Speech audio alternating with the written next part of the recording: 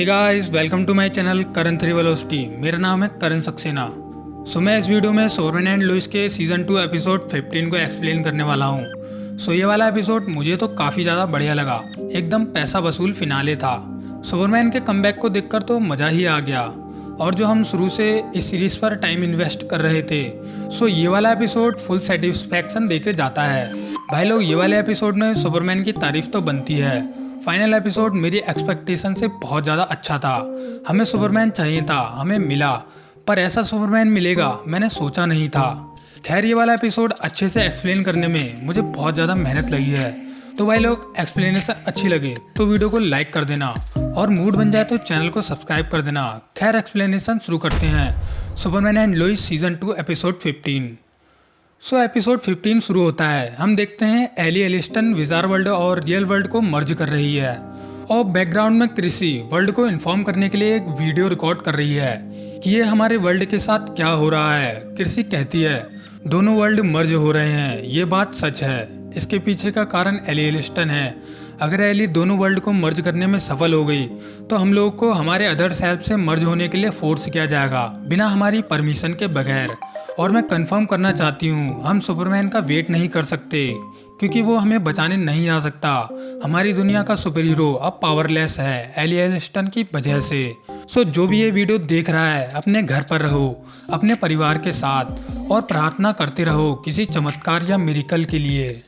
इसके बाद हम पहुंचते हैं लाना के घर, जहां अभी भी कायल कहीं गायब है, जो कि प्रोबेबली बिजार वर्ल्ड में टेलीपोर्ट हो गया होगा। इसके बाद हम देखते हैं कि क्लार्क की फैमिली बिजार वर्ल्ड के अपने घर में पहुंच चुकी है और इन्हें नहीं समझ आ रहा कि अपने अर्थ पर कैसे वापस जाना है।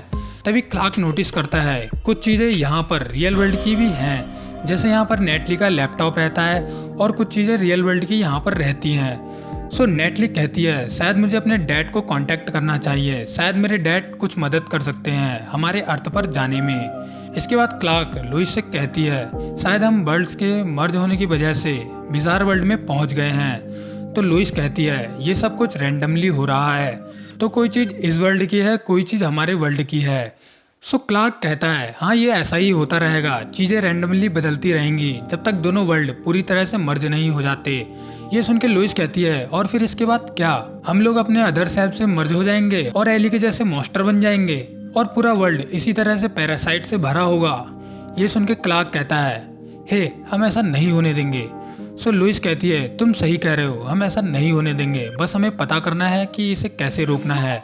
फार्म हाउस के बाहर नेटली अपने डैड से कांटेक्ट करने की कोशिश कर रही है, पर उनसे कोई कांटेक्ट नहीं हो रहा है और नेटली बहुत ज़्यादा परेशान है। जोनाथन नेटली से कहता है तुम अपने डैड से कनेक्ट नहीं कर पा रही हो, इसका मतलब ये नहीं है कि तुम्हारे डैड वहाँ पर नहीं है। तभी होता यह है, टैबलेट से नेटली के डैड की आवाज़ सुनाई देती है, पर कुछ भी साफ साफ सुनाई नहीं देता। खैर, यहाँ नेटली को पता चलता है कि उसके डैड अभी भी जिंदा हैं। नेटली सबको बताती है कि मेरे डैड उस पोर्टल से बाहर नहीं आ सकते क्योंकि उनका स्टील सूट पूरी तरह से डैमेज हो चुका है। मुझे उनको वहाँ से निकालना होगा अपने एस्केप पोड की मदद से। एस्केप पोड वही है जिसमें नेटली इस अर्थ पर आई थी। तभी हम यहाँ पर तालरोह को देखते हैं, जो कि 2-3 एपिसोड पहले गायब हो गया था। तालरोह बताता है कि मैं सरप्राइज्ड हूँ, पता नहीं यहाँ कैसे पहुँच गया और तुम लोग भी तो यहीं पर हो। वो सुपरमैन से कहता है मुझे लगता है तुम अभी सेफ में नहीं हो, तो मेरा आना जरूरी था जब वर्ल्ड में बाहर ये सब चल रहा है।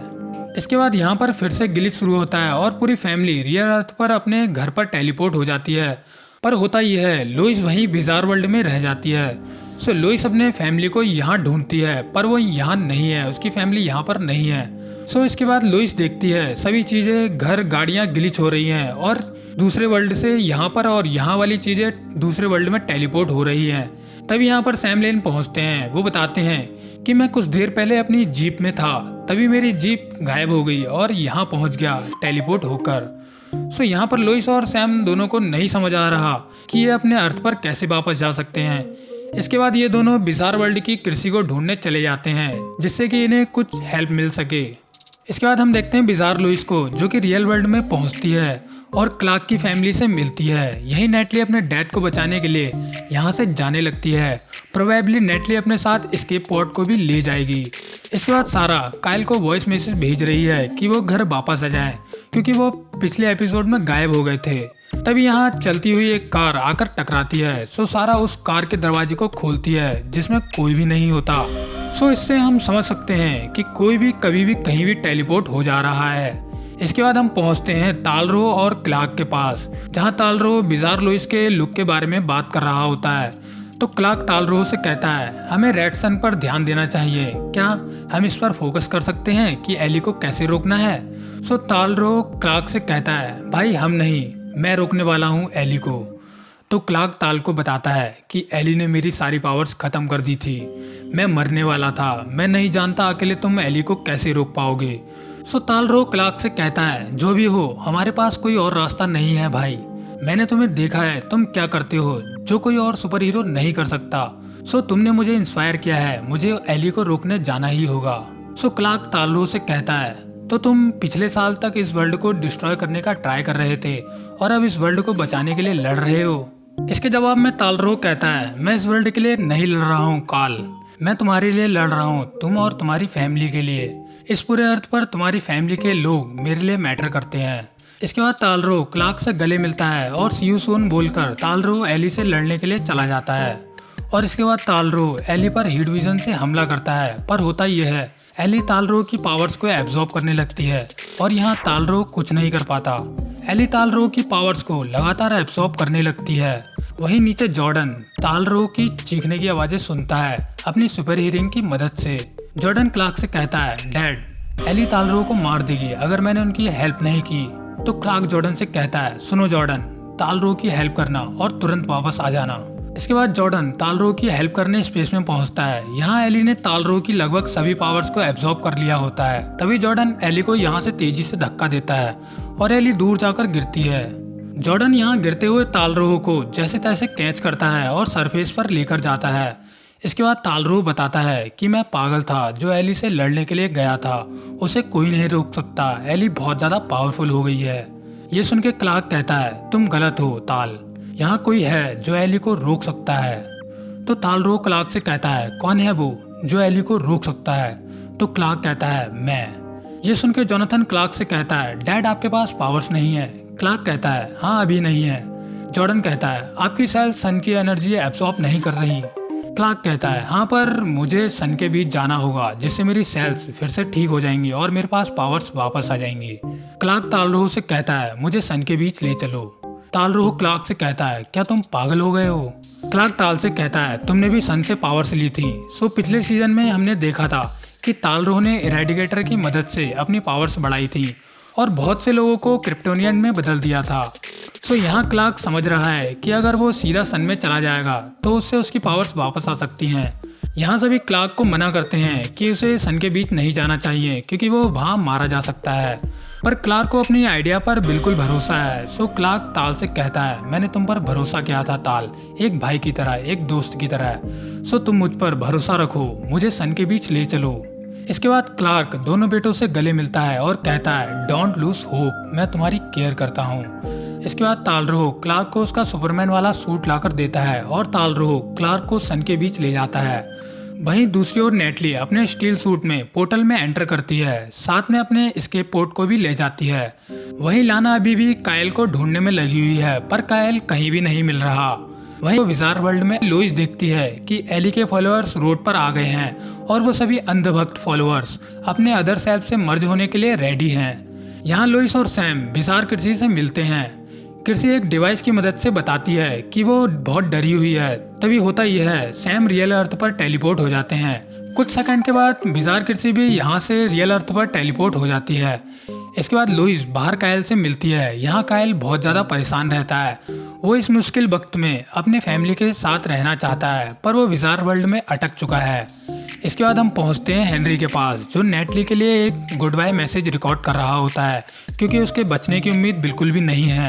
तभी यहाँ नेटली पहुँचती है और वो कहती है अभी से गुड बाय मत बोलो डैड। ये सुन के हेनरी कहता है हे नेट, तुम आ गई, तुम्हें मेरा मैसेज मिला, हमें जल्दी करना होगा, तुम अपने साथ एक्स के क्रिप्टोनाइट लेकर आई। नेटली हेनरी से कहती है क्रिप्टोनाइट वाला मैसेज मुझे नहीं मिला, मैंने कोई क्रिप्टोनाइट वाला मैसेज नहीं सुना। सो हेनरी नेटली से कहता है मैंने वो मैसेज भेजा था जिससे कि एक्स के क्रिप्टोनाइट को एस्केप पोड में लेकर तुम यहाँ ला सको। उसके बाद एक्स के क्रिप्टोनाइट को मैं एली पर फेंकने वाला था। सो यहाँ नेटली कहती है मैं वापस जाकर एक्स के क्रिप्टोनाइट लेकर आ जाऊंगी, पर हेनरी समझाता है तुम अब वापस नहीं जा सकती क्योंकि हमारे सूट डैमेज हो चुके हैं। सो यहाँ पर हेनरी और नेटली के पास कोई भी और रास्ता नहीं होता एली को रोकने के लिए।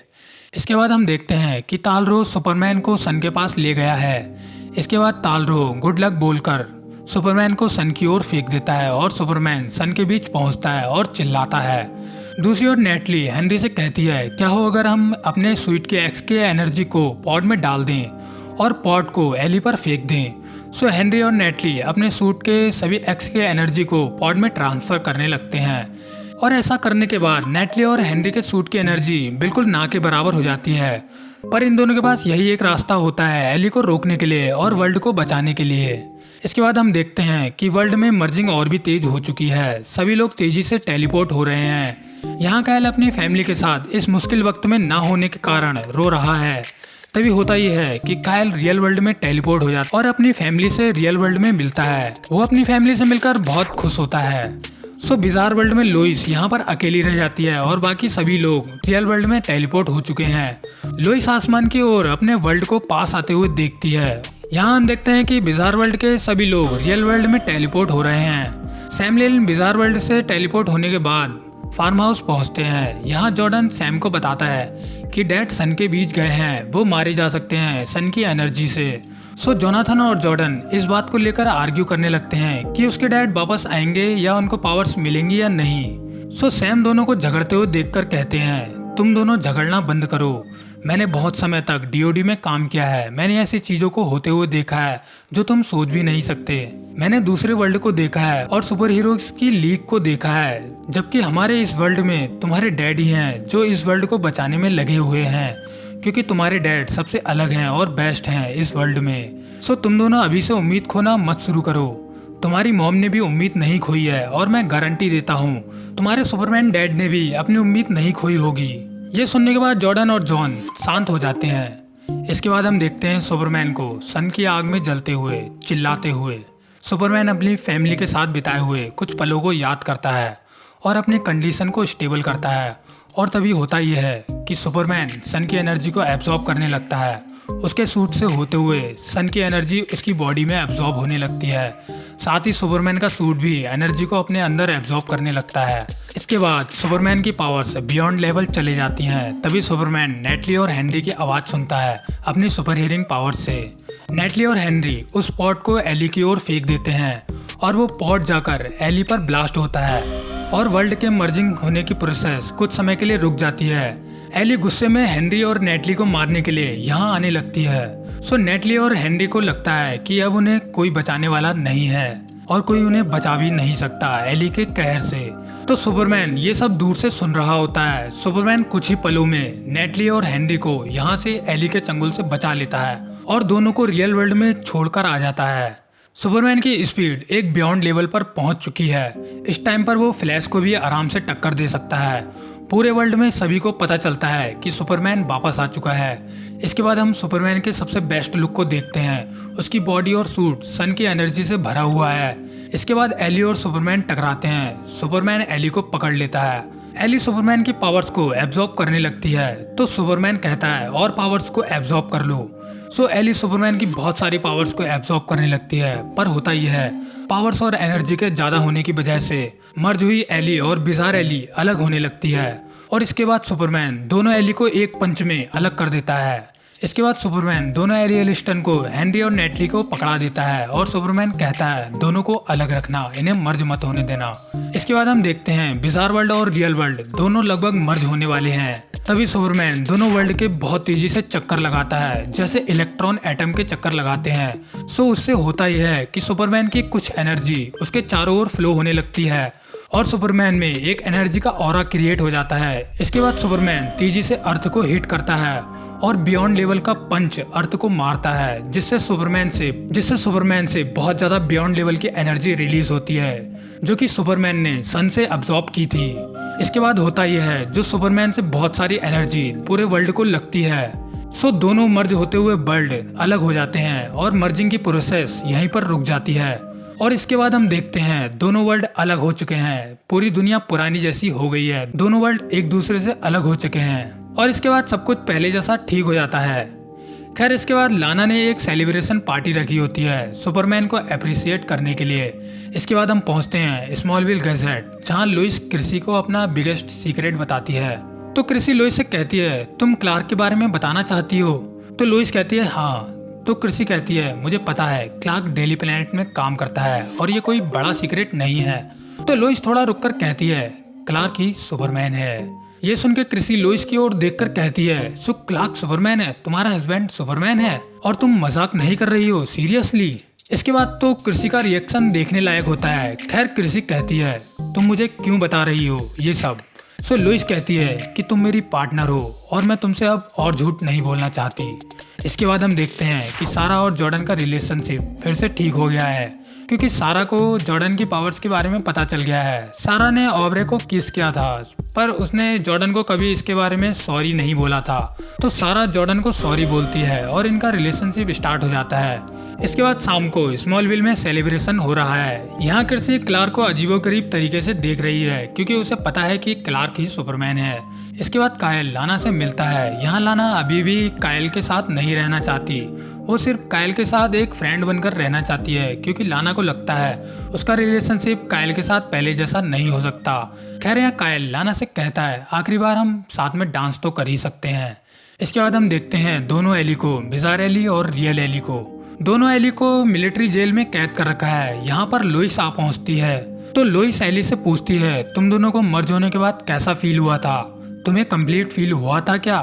तो एली लुइस को बताती है हम दोनों के मर्ज होने के बाद एक टाइम ऐसा था, मुझे अच्छा फील हुआ था, पर बाद में हम किसी और चीज में बदल गए, जैसा कुछ डरावना और अंधेरा। तो लुइस कहती है जैसे एक पैरासाइट, पर अगर तुम ये बुरी इंसान नहीं बनना चाहती थी तो तुमने सभी चीजों को क्यों नहीं रोका, क्यों तुम इस वर्ल्ड को मर्ज करती रही? तो एली बताती है कि हम इस वर्ल्ड में अकेला नहीं रहना चाहते थे, हमें और लोग चाहिए थे अपने जैसे। सो लुइस कहती है शायद अब ठीक है, तुम दोनों साथ में हो, अकेली नहीं हो इस जेल में। इसके बाद लुइस यहाँ से चले जाती है। इसके बाद हम पहुँचते हैं फार्म हाउस में, जहाँ पर तालरो ने जोनाथन और जॉर्डन के लिए गिफ्ट भेजे होते हैं और गिफ्ट में होते हैं 2 ट्रक्स या जीप, जिन जीप्स को देखकर जॉर्डन और जॉन दोनों बहुत ज़्यादा खुश होते हैं। तो जॉर्डन क्लार्क से कहता है मैंने अंकल तालरो की जान बचाई थी। सो क्लार्क कहता है इसका मतलब ये नहीं है कि तुम ये ट्रक्स को अपने पास रख सकते हो। इसके बाद हम पहुंचते हैं बिजार वर्ल्ड में। यहाँ तालरो एक बार में पहुंचता है जहाँ पर बिजार लाना काम करती थी। सो तालरो यहाँ पर लाना के चक्कर से आया है और हम जानते ही हैं कि तालरो बिजार लाना में इंटरेस्टेड है। इसके बाद हम देखते हैं जॉन डिगल हेनरी से मिलने आया है। सो एरोवर्स में जॉन डिगल ग्रीन एरो के साथ काम करता था, एक सपोर्टिंग कैरेक्टर की तरह। खैर मैंने ग्रीन एरो को ज़्यादा नहीं देखा है, तो मैं बस इतना ही बता सकता हूँ। सो जॉन डिगल हेनरी को इंट्रोडक्शन देता है और कहता है मैं तुमसे पिछले साल मिला था, तुम्हें याद आया? खैर यहाँ हमें पता चलता है जॉन डिगल हेनरी को इक्विपमेंट देता रहता था और उसने सुपरमैन को मारने के लिए कुछ इक्विपमेंट भी दिए थे, जैसे रेड फ्लेयर, पर सुपरमैन पर रेड फ्लेयर काम नहीं की थी। खैर जॉन डिगल हेनरी को एक फाइल देता है और कहता है मैं यहाँ तुमसे ब्रूनो मैनहाइम के बारे में बात करने आया हूँ, जो कि इंटरगैंग का हेड है, money laundering, human trafficking, illegal weapons जैसे बहुत सारे गलत काम करता है। सो हेनरी जॉन डिगल से कहता है ब्रूनो मैनहाइम से मेरा क्या काम है? सो जॉन डिगल कहता है इससे तुम्हारा कोई मतलब नहीं है, तुम सेफ हो, पर मैं तुम्हें बताना चाहता हूँ कि इस प्लेनेट के जॉन हेनरी को ब्रूनो मैनहाइम ने मारा था और मैं जानना चाहता हूँ ब्रूनो मैनहाइम ने जॉन हेनरी को क्यों मारा। सो हमें पता है कि जो ये वाला हेनरी है किसी दूसरे यूनिवर्स से इस वर्ल्ड में आया है और इससे पहले भी एक जॉन हेनरी इस वर्ल्ड में था और उसे किसने मारा और क्यों मारा ये सीजन 1 से एक मिस्ट्री थी। तो अगले सीजन में हम देखेंगे इस मिस्ट्री को सॉल्व होते हुए कि क्यों किसी ने जॉन हेनरी को मार दिया या फिर ब्रूनो मैनहाइम ने उसे क्यों मरवाया या मार दिया। इसके बाद हम देखते हैं लूसी मेट्रोपोलिस शहर में शिफ्ट होने जा रही है और यहाँ लुइस एक ट्रिप का प्लान बनाती है। इसके बाद पूरी फैमिली ट्रिप पर पहुँचती है ओशन में, जहाँ ओशन के बीच क्लार्क एक क्रिस्टल से फोर्ट्रेस तैयार कर देता है और क्लार्क कहता है ये तो अभी शुरुआत है। और यहीं पर यह एपिसोड खत्म हो जाता है। साथ में ही सुपरमैन एंड लुइस के सीजन 2 का एंड भी हो जाता है। खैर मैं तुम्हें बताना चाहता हूँ कि सुपरमैन एंड लुइस का सीजन 3 भी जरूर आएगा, जो कि CW वालों ने कंफर्म किया है, पर कोई एग्जैक्ट डेट कंफर्म नहीं की है। सो जब इसका सीजन 3 आएगा तो देखा जाएगा। अगर आपको एक्सप्लेनेशन अच्छी लगे तो वीडियो को लाइक कर देना और मूड बन गया हो तो चैनल को सब्सक्राइब कर देना। सो मिलते हैं किसी और वीडियो में। So tata bye bye, take care.